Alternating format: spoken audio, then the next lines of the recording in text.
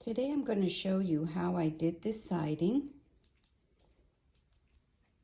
hid all my wires, and trimmed out my house, the exterior of my little room box.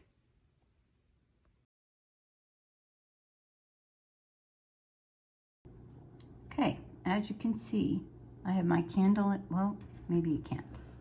I have my candle in my window here, and the wire I thread right through the base of the window and then out the side of the house.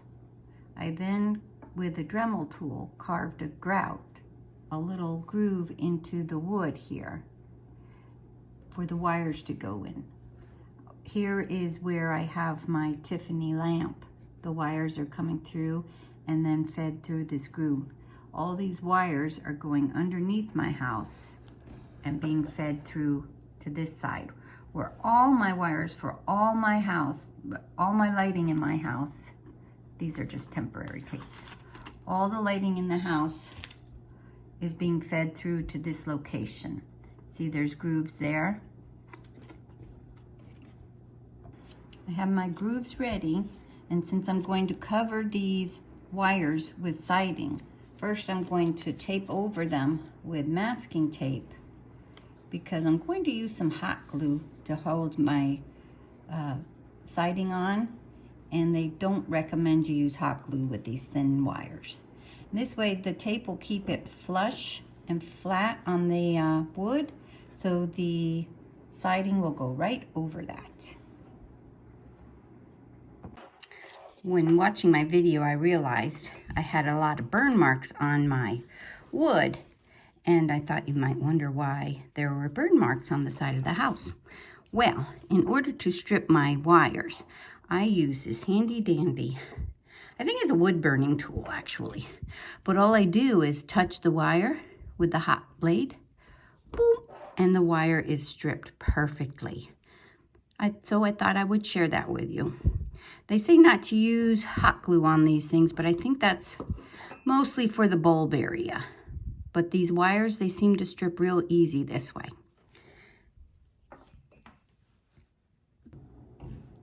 So I went ahead and trimmed a lot of the excess masking tape away from the wire, because I want the siding to be glued to the wood, not mostly to the masking tape. This way it'll hold everything all together.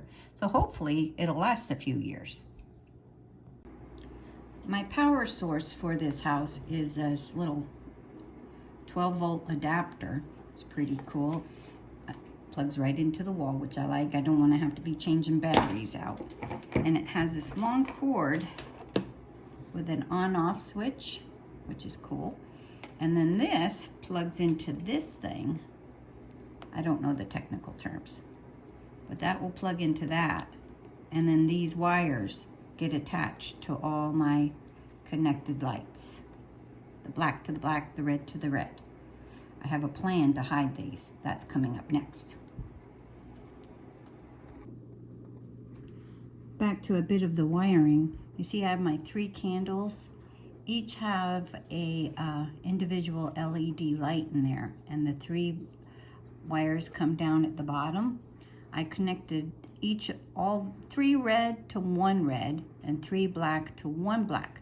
That way it reduced the amount of wires coming across in my groove.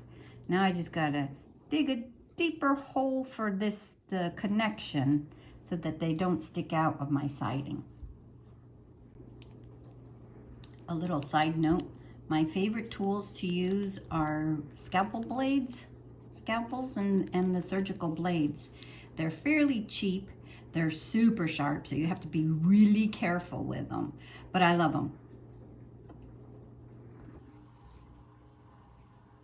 Before I start my siding, I'm going to finish off my corners on the house. I got this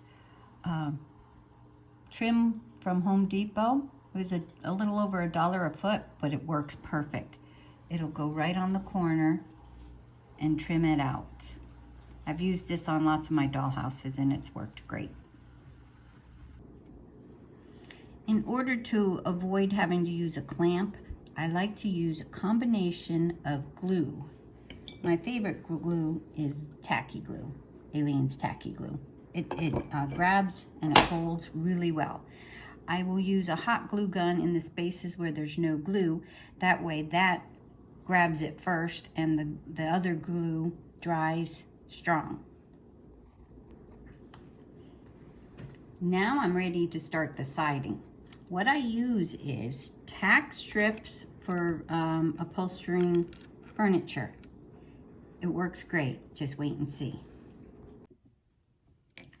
So the very first row, I like to start with, I measure out the length, but then I cut the strip in half. So the first row, the first one is just half a strip going on. It creates that little bump out for the next level. So the next piece goes right on top of the half piece, flush with the bottom. That way it gives that little push out at the bottom. And again, I'm using a little bit of white glue and a little bit of hot glue. That way it tacks it down and I don't have to clamp and I just can keep going one after another. The next row, I'm measuring up 3/8 of an inch on both sides, lining it up so the next piece of siding goes in straight. Now the fun part begins. I'm gonna have to go around this window. I'm gonna cut another long piece here, but notch out the window section right there so that this long piece fits all the way through because we want the look continuing up.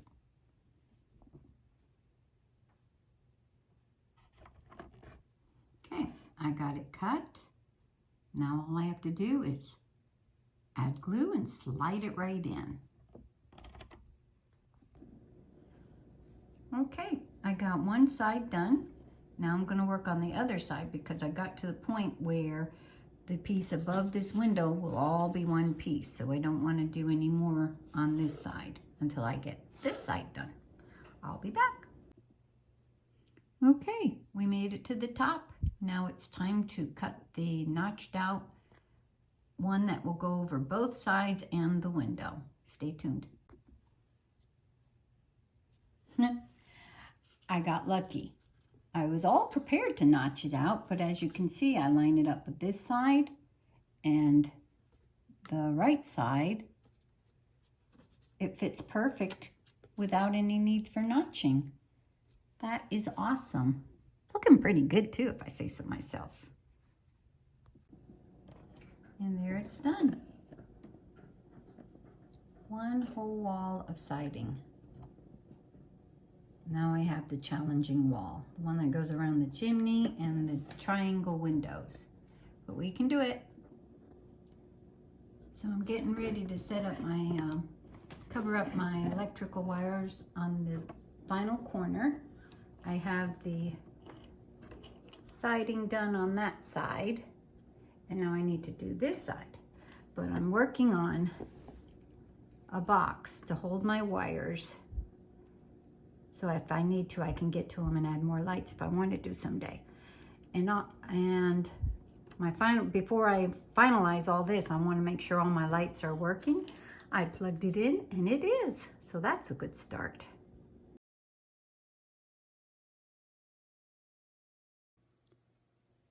Okay, so here's the finished product.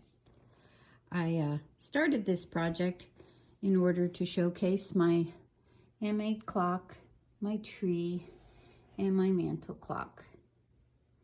Everything else came along afterwards, and I'm very pleased with it. The siding on the side of the house is all done. All the electrical wires are hidden. Trying to decide what to do with that box. I might paint it red and say it's a reindeer's feed box. But that's where my power goes into. Coming around the back, you see the siding on the back wall is all done.